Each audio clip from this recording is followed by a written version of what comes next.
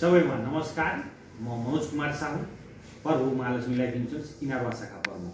म विगत 15 वर्षदेखि बिमा क्षेत्रमा कार्यरत रहेको र 10,000 भन्दा बढी अभिकर्ताहरूसँग कार्य गरेको र विभिन्न कम्पनीहरूको म्यानेजमेन्ट टिमहरूको साथमा कार्य गरेको अनुभव र हाल म अहिले प्रभु महालक्ष्मी लाइफ इन्स्योरेन्स इनारवा शाखा प्रमुखको रूपमा जिम्मेवारी वहन गरिराखेको छु र यस प्रभु महालक्ष्मी लाइफ इन्स्योरेन्सले बिमा योजनाहरूमध्ये एउटा निर्धक्क जीवन योजना प्लान ल्याएको छ। यो यस्तो बिमा हो कि मानौ कि अब भोलि पर्सि गएर हुन्छ नि त 15 वर्ष 20 वर्षको मान्छे खाता खोलाउँछ, 20 वर्षमा किस्ता तिर्न सक्दैन, फेरि अप्ठ्यारो। अहिले विदेशमा छ, 4 वर्ष विदेशबाट कमाएर ल्यायो, अब नेपालमा पैसा छैन, आम्दानी छैन, किस्ता छोडिदिन्छ। त्यस्तो मान्छेहरूको लागि यो निर्धक्क जीवन बिमा राम्रो खाता हो कि। अब यो निर्धक्क जीवन बिमा योजना कस्तो प्लान हो भन्दाखेरि म भन्दैछु के, यो 18 वर्षदेखि लिएर 65 वर्षको मुनिको उमेर समूहको मान्छेले गर्न पाइन्छ। अनि अरू यो बिमाको रकम 50,000 देखि लिएर माथि आफ्नो आय स्रोतको आधारमा 2.5 करोडसम्म गर्न पाइयो। अनि बिमा अवधि 10 वर्षदेखि लिएर 25 वर्षसम्म राख्न पाइयो। अनि राइडर एडीबी 1 करोडसम्म छ। सीआई पनि घातक रोग जुन सुविधा हामी भन्छ उपचार खर्च, त्यो पनि 50 लाखसम्म लिन पाइयो। मानव कोही व्यक्ति 30 वर्षको छ भने, मानव कोही व्यक्ति 30 वर्षको छ भने, कोही मानव 20 वर्षको खाता खोलायो भने उसले चाहिँ 15 वर्ष मात्रै किस्ता तिर्छु या 10 वर्ष तिर्छु या 5 वर्ष तिर्छु भनेर उसले चाहिँ गर्न पाइयो। कि मानव कोही व्यक्ति अहिले विदेशमै छ कि नेपालमै होस् कतै छ, उसले मानव राम भन्ने व्यक्ति एउटा 30 वर्षको छ मान्छे, अब उसले राम भन्ने व्यक्तिले 20 वर्षको अवधि राखेर बिमा गरायो भने, मानव 5 लाखको बिमा गर्यो भने, 5 लाखको बिमा 20 वर्षको अवधि राखेर गरायो भने, अनि त्यो उसले किस्ता भुक्तानी 5 वर्षसम्म गर्छु मात्रै उसले भन्न चाहियो भने हुन्छ। यो यस्तै नियमै हो यो प्रोडक्टको। मानव कि कोही 20 वर्षको खाता खोलेको छ अनि चाहिँ 5 वर्षको वर्ष मात्रै किस्ता तिर्ने गरी चाहिँ अवधि राखेर खाता खोलाउन पाइयो। अब 5 लाखको बिमा गरेको छ भने वर्षमा वार्षिक भुक्तानी मोटामोटी राख्नु 82,000 जति किस्ता प्रत्येक वर्ष तिर्नुपर्छ। अब 5 चोटिमा 82,000 को दरले 5 चोटिमा 4,10,000 जति जम्मा हुन्छ। बिमा भएको छ कतिको? 5 लाखको। अनि रिस्क कभर कति अब उसलाई भयो? 10 लाखको। 5 लाखको छ भने एडीबी सुविधा जुन 1 करोड मैले भनेको थियो, 5 लाखको एडीबी पनि लिन पाइयो। अनि 5 लाख बिमा रकम भन्नाले अब कोही मानव राम भन्ने व्यक्तिले चाहिँ अब हिलडुल गर्दा कतै यताउता गर्दा अब बाटोघाटोमा कतै अचानक दुर्घटना भएर के भइदियो भने, जतिखेर एउटा किस्ता तिरेको छ त्यतिखेरदेखि उसको रिस्क स्टार्ट भयो। अब उसले दुर्घटना भएर कतै केही भइदियो भने 5 लाखको 10 लाख प्लस बोनस पायो। के दुर्घटना भएर भन्नु भने कालगतिले भयो भने, मान्छे कालगतिले पनि हुन सक्छ, घरमै सामान्य निधन भयो भने अब 5 लाखको छ भने 5 लाख प्लस ब्याज पायो। अब ब्याज कति वर्षको पाउँछ बोनस? त्यो बोनस उसले चाहिँ कति वर्षमा किस्ता तिरेको छ या कति वर्ष उसलाई अवधि भयो। मानौ 10 वर्ष भयो भने 10 वर्षपछि खसेको छ भने अब उसले चाहिँ कालगतिले खसेको छ भने 5 लाख प्लस 10 वर्षको बोनस पायो। अनि दुर्घटना कारणले खसेको छ भने 5 को 10 लाख अनि 10 वर्षको बोनस पाउँछ।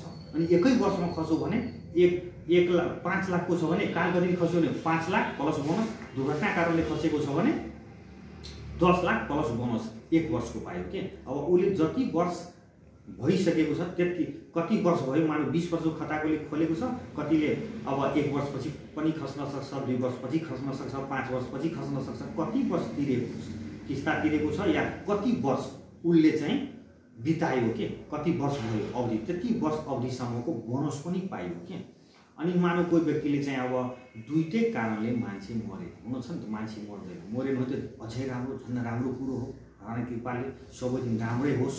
अब मान्छे मरेन, कतै केही भएन, तर पूर्ण रूपले अपाङ भयो भने हुन्छ नि त, कहिलेकाहीँ मान्छेहरू पूर्ण रूपले अपाङ भइदियो भने उसको चाहिँ के हुन्छ, जुन 82,000 रुपियाँ वर्षको तिर्छ त्यो किस्ता छुट भयो। क्या तिर्न परेन, 1 वर्ष तिरेको छ, 2 वर्ष तिरेको छ, त्यसलाई अपाङ भयो भने किस्ता छुट भयो।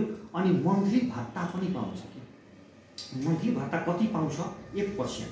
5 लाखको छ भने महिनाको 5000 पायो, पर महिना 5000 पायो। कति वर्षमा त 10 वर्षसम्म, 12 महिनामा 12 चोटि 10 वर्षसम्म उसले चाहिँ त्यो के भन्छ मन्थली भत्ता सुविधा पनि पायो, पूर्ण रूपले अपान भयो भने। अनि किस्ता पनि छुट छ, हेर्नुहोस् किस्ता पनि छुट भयो, अपान भत्ता पनि सुविधा पायो। अनि टाइम पुग्यो भने 5 लाख प्लस बोनस पनि पायो 20 वर्षमा। 20 वर्षमा मोटामोटी उसले चाहिँ अब किस्ता तिरेको 4,10,000 जति मात्रै पैसा पाउने बेलामा 10 लाखभन्दा माथि पैसा एभरेजमा पाउँछ, किनकि 20 वर्षको खाता 20 वर्षमा बोनस राम्रै दिइराखेको हुन्छ। बिमा प्राधिकरणको प्रभु महालक्ष्मी लाइफ इन्सुरेन्सको बोनस रेट पनि हेर्नु होला, त्यहाँ राम्रै बोनस दिइराखेको छ 20 वर्ष खातामा। मोटामोटी एभरेज 50-51 अहिले 51 रुपियाँको दरले दिइराखेको छ यो निर्धक्क जीवन बिमा प्रोडक्टमा। 20 वर्ष भयो भने अलिकति मलाई लाग्छ बढी नै पाउँछ, भोलि पछि गएर अझै ग्रोथ भयो भने अझै बढी पाउन सक्ने हुन्छ कि। अब बोनस कहिलेकाहीँ घटबढ भइराखेको हुन्छ, तर एभरेजमा मोटामोटी 10 लाख जति 20 वर्ष खातामा पाउँछ।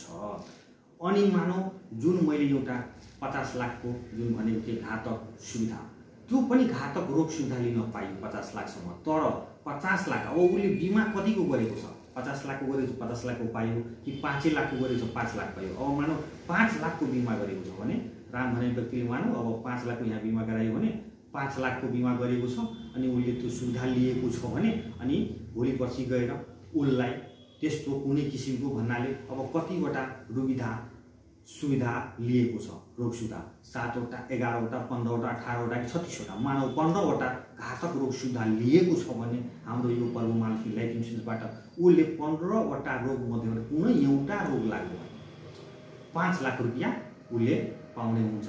उसको पनि एउटा सिआईको कन्डिसन रहेको छ कि कम्तीमा 90 दिन या 3 महिना त्यो परीक्षण अवधि हुन्छ, अवधि कटेर त्यो सिआई सुविधा लिन पाउँछ। अनि यतिकै हुँदाहुँदै भविष्य कतै केही भएन भने त केही फरक छैन, राम्रै छ। अनि त्यस पछाडि अब मानव सिआई सुविधा पनि लियो, मानव कोही व्यक्ति सिआई सुविधा पनि लियो, भोलि पछि गएर अब हुन्छ नि त अब ऊ किस्ता तिर्छ कि तिर्दैन, कति कलाइन तिर्दैन, कति तिरो भने झन् राम्रो तिर्दै गयो भने फेरि 20 वर्षपछि उसले मान्छे जिउँदैमा फेरि 5 लाख प्लस बोनस 10 लाख जति त्यो टाइममा पायो कि।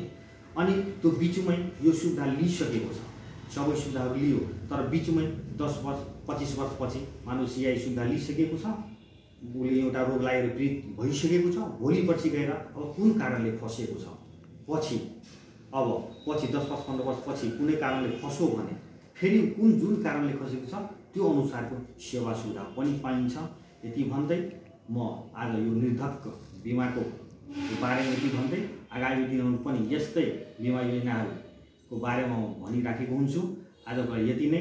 ढुक्क हो, हामी सबै ढुक्क भएर बिमा गरौँ, ढुक्क हिँड्न ढुक्क हो प्रभु महालक्ष्मी लाइफ इन्सुरेन्समै जीवन बिमा गरौँ। धन्यवाद, नमस्कार।